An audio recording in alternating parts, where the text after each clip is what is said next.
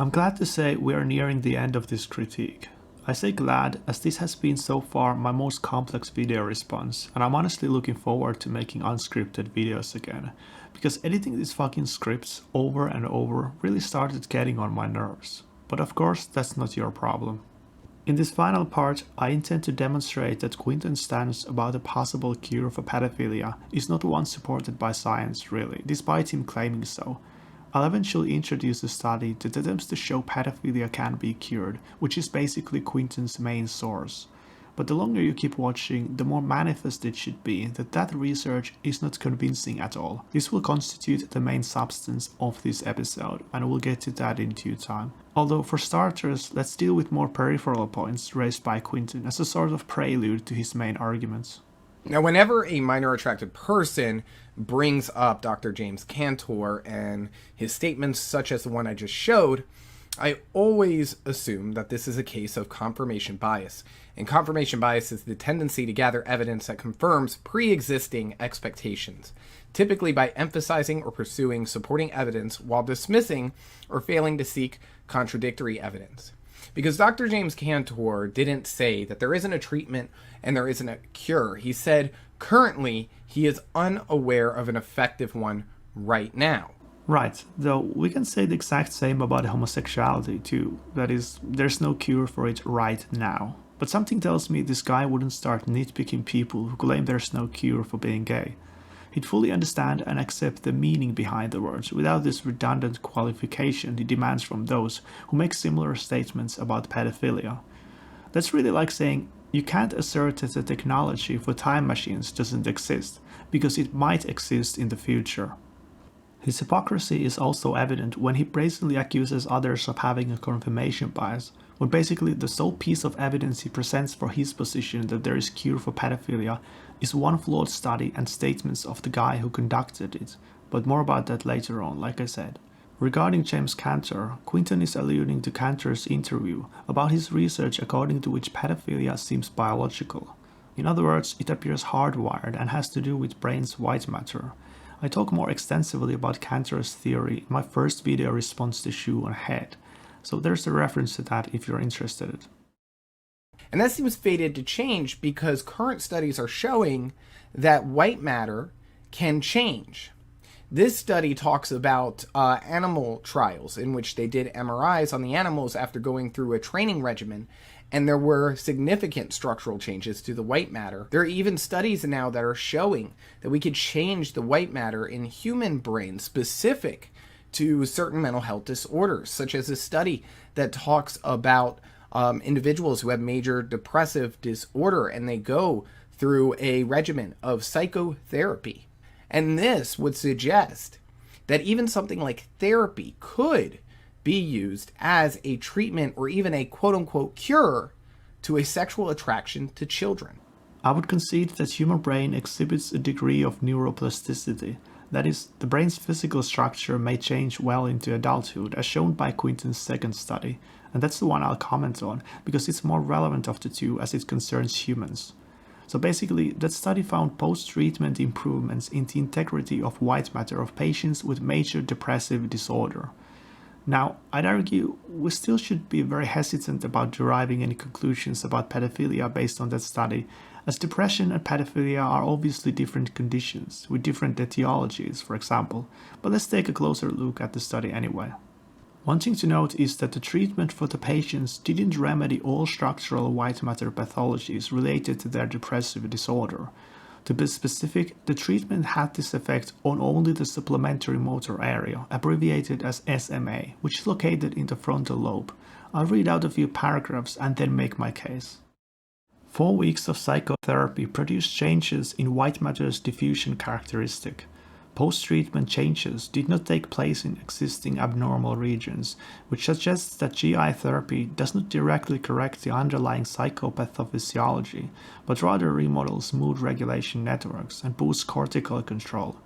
Psychopathological changes did not recover post-treatment, but a novel region of increased fractional anisotropy was discovered in frontal lobe.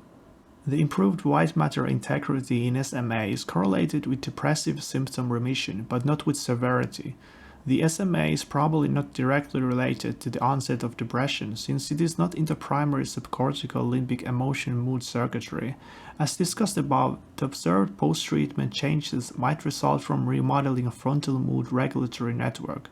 Although the limbic emotional circuitry is modulated by frontal networks, it is noteworthy that after 4 weeks of GI therapy, the existing pre-treatment white matter disruptions have not been normalized. So, it seems that even though the treatment worked, it didn't remedy the brain's underlying structural causes for depression.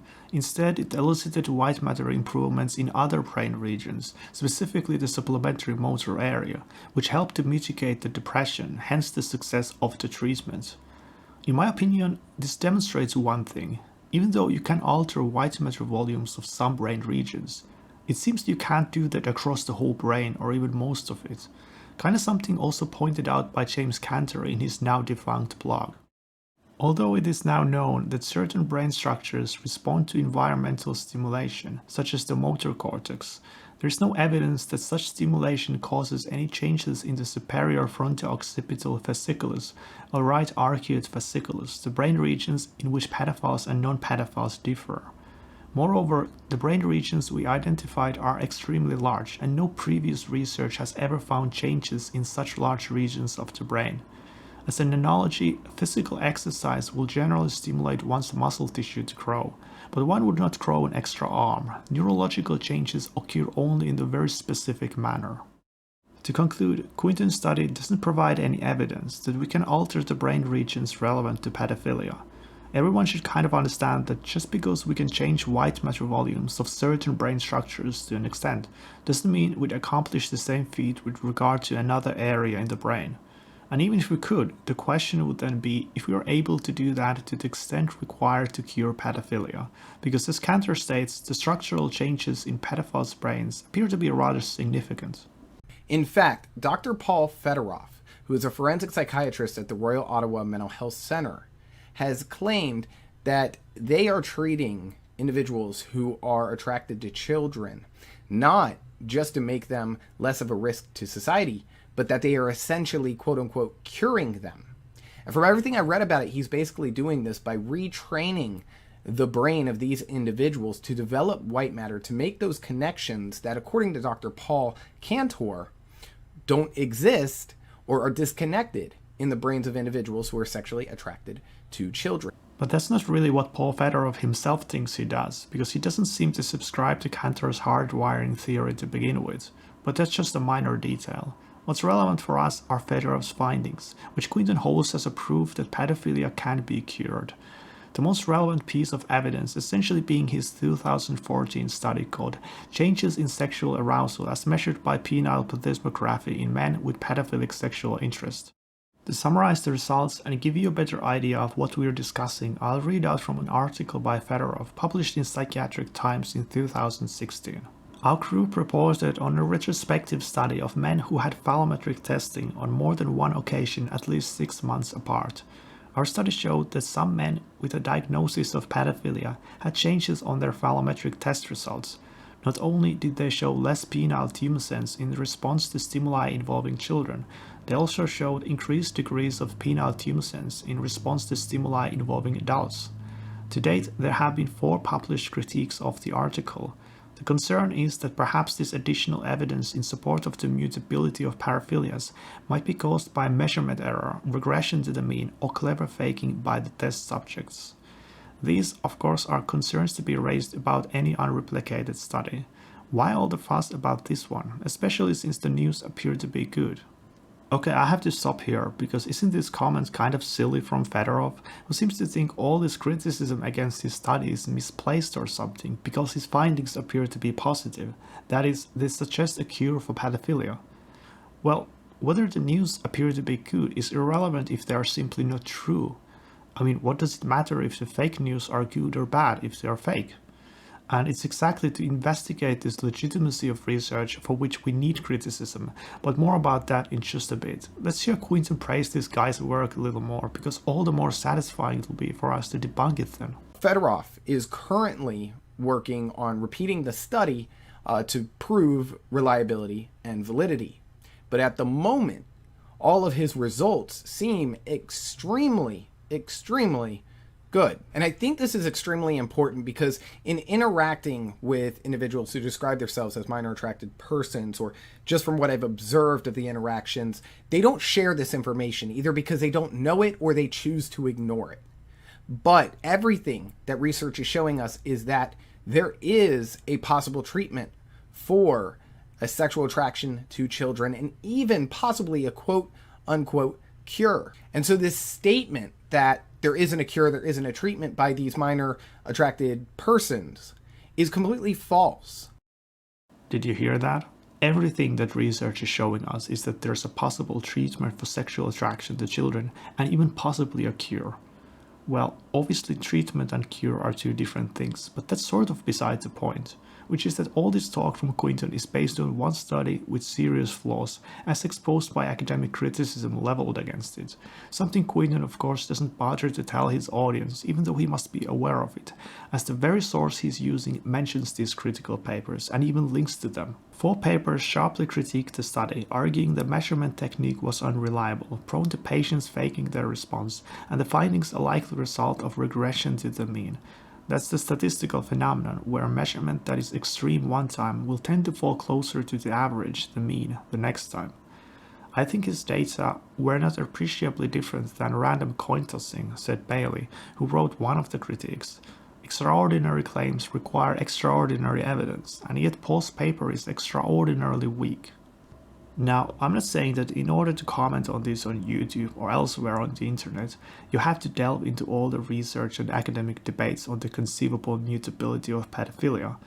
Even my response to you, Quinton, could be more in-depth and better in how I summarize scientific findings or interpret what is the consensus. For example, as I write scripts for these videos, I'm constantly struggling to find a balance between supplying enough proof for what I say, but not be redundant and tedious about it, and I'm bound to make mistakes too. But here's the thing, it's you, Quinton, who self-righteously brought up confirmation bias to arm it against others, and yet you're the one alluding to one flawed study as the only piece of evidence really for your position, while ignoring opposing views. Not just the criticism of that study, but all the research that indicates pedophilia is immutable. So in a sense, it's fitting you should talk about confirmation bias, because you're talking about yourself. That's another psychological concept you probably know, being a mental health master and all, it's called projecting. That being said, perhaps we should take a closer look at some of the criticism of Fedoroff's study to better understand what's wrong with it really. As we already know, there are at least 4 academic papers or comments critiquing him. I won't go through all of them because that would be redundant.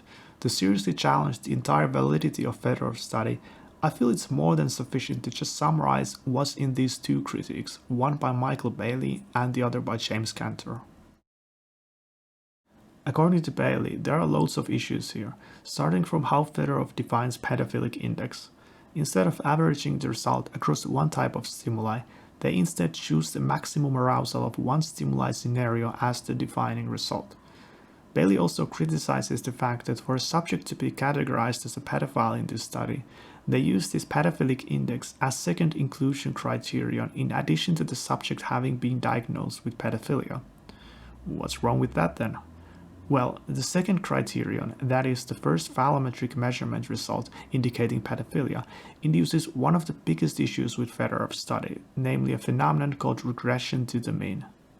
To quote Wikipedia, in statistics, regression toward the mean, also called regression to the mean, reversion to the mean, and reversion to mediocrity, is the phenomenon that arises if a sample point of random variable is extreme, nearly an outlier, in which case a future point is likely to be closer to the mean or average.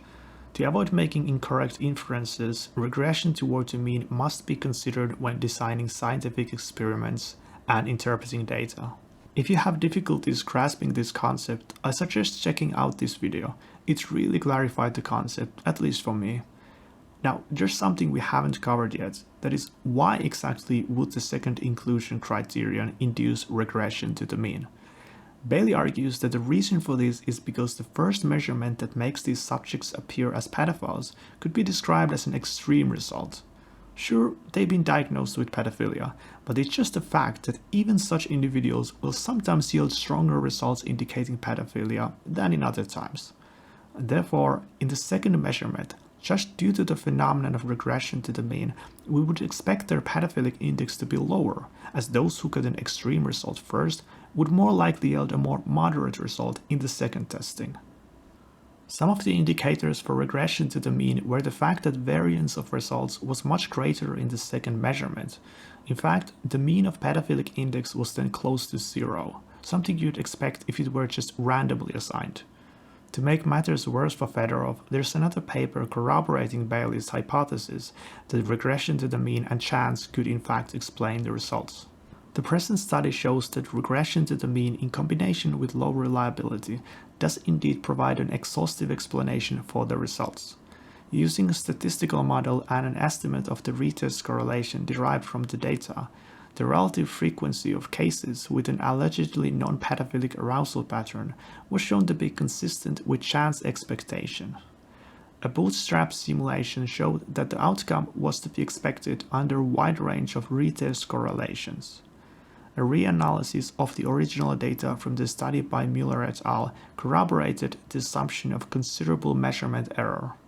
Therefore, the original data do not challenge the view that pedophilic sexual preference is stable. Now, there are problems besides this. Bailey points out that there was no proper correlation between the time passed between the two phallometric measurements and the remission of pedophilia. This is an issue since if pedophilia could be reversed with some treatments, one would expect that the more time available for the change, the greater the probability for the change to actually occur. Bailey also argues that Fedoroff's study may have used forms of stimuli in the phallometric testing that are not potent enough, namely audio stimuli as opposed to pictures or videos. And speaking of phallometric testing, it's far from established that it even is a valid way to assess if someone's sexuality has shifted from so-called abnormal to normal. Towards the end of Bailey's paper, he has the quote by the inventor of phallometric testing, Kurt Freund, who asserts, and I quote, "At present, a phallometric test result is more likely to be valid when it contradicts a person's claim of favorable change in erotic preferences than when it confirms such a favorable claim." So basically Freund refers to this kind of an asymmetry inherent in phallometric testing, that it's not expected to work both ways as reliably, due to it being favorable for patients to fake the kinds of results that make their sexuality seem normal. What does James Cantor then have to add to the criticism?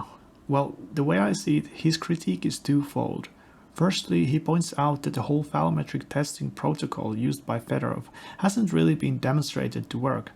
Cantor remarks that, in fact, if the testing in that study gave completely random results, in other words, it didn't in any way detect real sexual preferences, the results would be almost identical to the ones that actually were reported, again indicating something derived from solely measurement error and chance.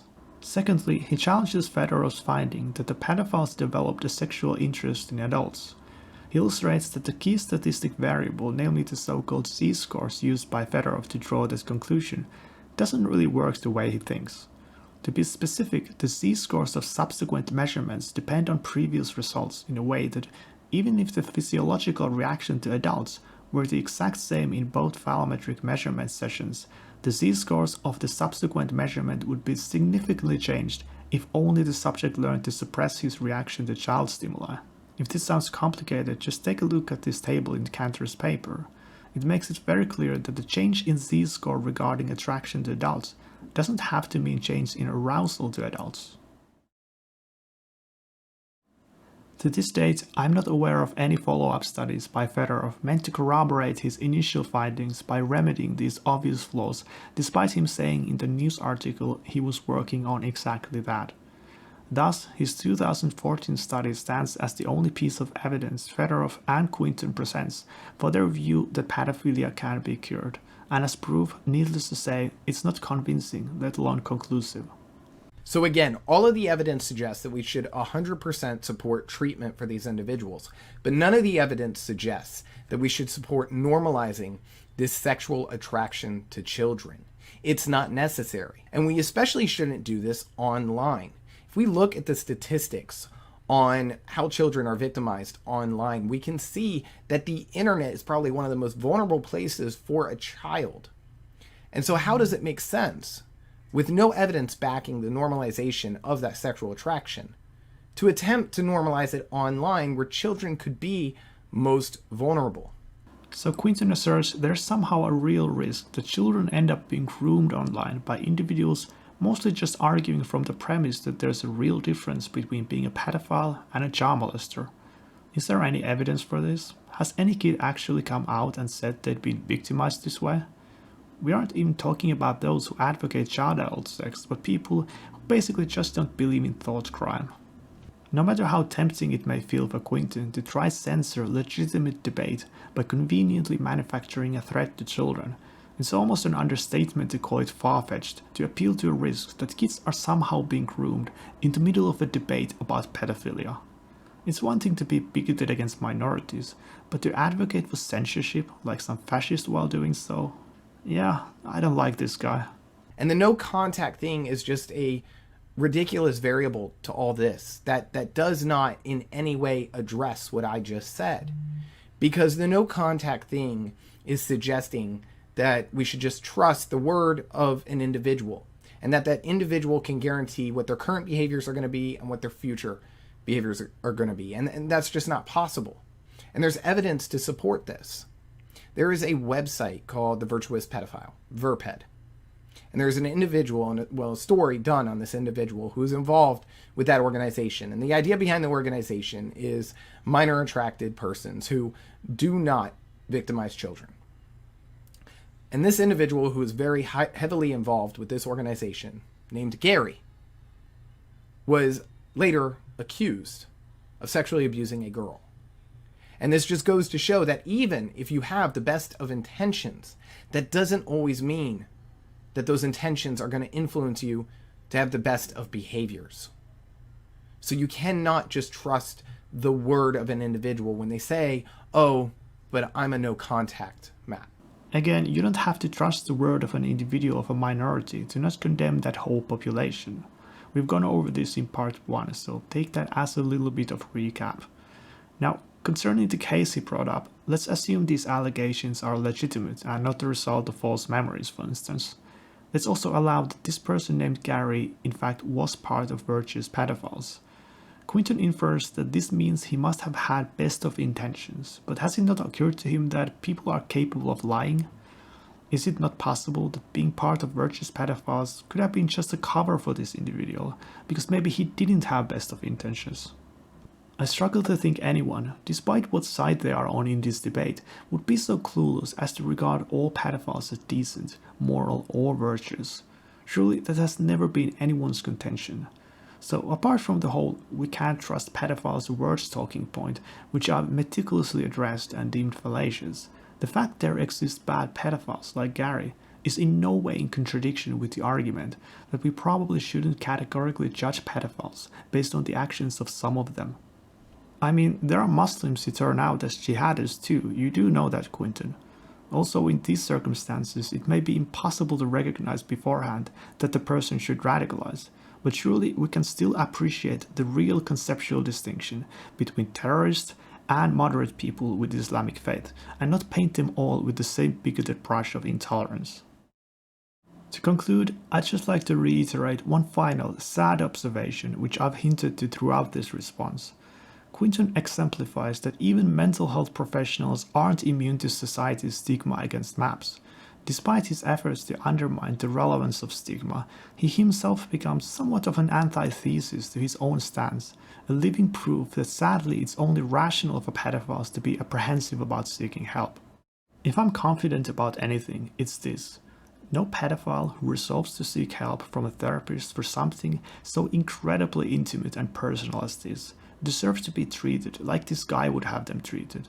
Although Quinton poses as a mental health professional, his video was neither professional nor conducive to improving mental health, and therefore it's only fitting we should call it the failure of mental health master. That's all I have, thanks for listening.